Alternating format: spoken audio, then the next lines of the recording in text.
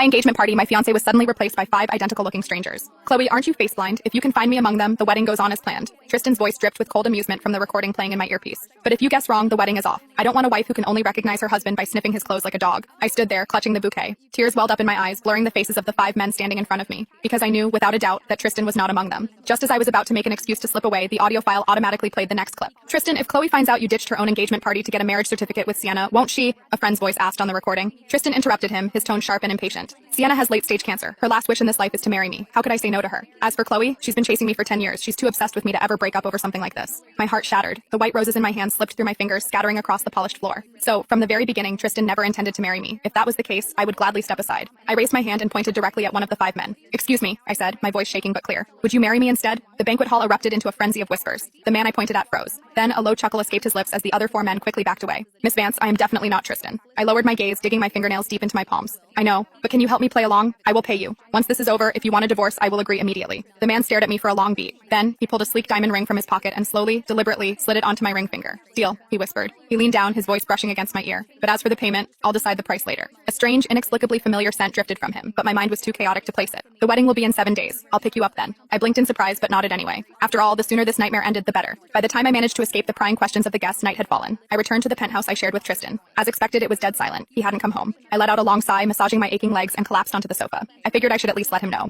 In 7 days, I was getting married too. I unlocked my phone. Tristan hadn't replied to a single one of my Snapchats. With trembling fingers, I opened Instagram. A bright red marriage certificate flashed on my screen, burning my eyes. Sienna had posted it. My days are numbered, but at least I get to stand by his side as his wife at the very end. No regrets. In the photo, Tristan was smiling so gently, his eyes crinkled with warmth, though the rims were slightly red as if he had just cried. The screen went dark, then lit up again. No matter how much I wanted to deny it, it was real. Sienna, my once best friend who had fled to Europe 3 years ago after her family went bankrupt, was now Tristan's wife. Suddenly, a loud, frantic knocking rattled the front door. I quickly grabbed a tissue, wiped my tears, and dragged my exhausted body to open it. Tristan stood on the threshold. Rainwater was dripping from his hair, but his arms were wrapped tightly around someone else. Chloe, there are bags in the trunk. Hurry up and bring them up for me. Before I could even speak, Tristan pushed past me, carrying Sienna up the stairs toward the master bedroom. By the time I dragged the last heavy suitcase inside, I was soaked to the bone and shivering violently from the cold. Chloe, thank you so much for bringing our bags up. You must be freezing. I snapped my head up. A sickeningly sweet scent of expensive perfume hit my nose. Sienna's face was painted pale, but her makeup was flawless. Not a single strand of her hair was wet. She held out a warm mug of cocoa toward me. Drink this quickly, we don't want you catching a cold. Tristan frowned, immediately guiding Sienna to sit on the sofa. Don't worry about her. A little rain won't kill her. Sit down, Sienna. I'll make you some porridge in a minute. My hand trembled, spilling some of the hot cocoa onto my skin. It burned, leaving a bright red mark on my wrist. Did I have to be dying to deserve his concern, or was I just not worth it to him? Chloe, there's something I need to tell you. Tristan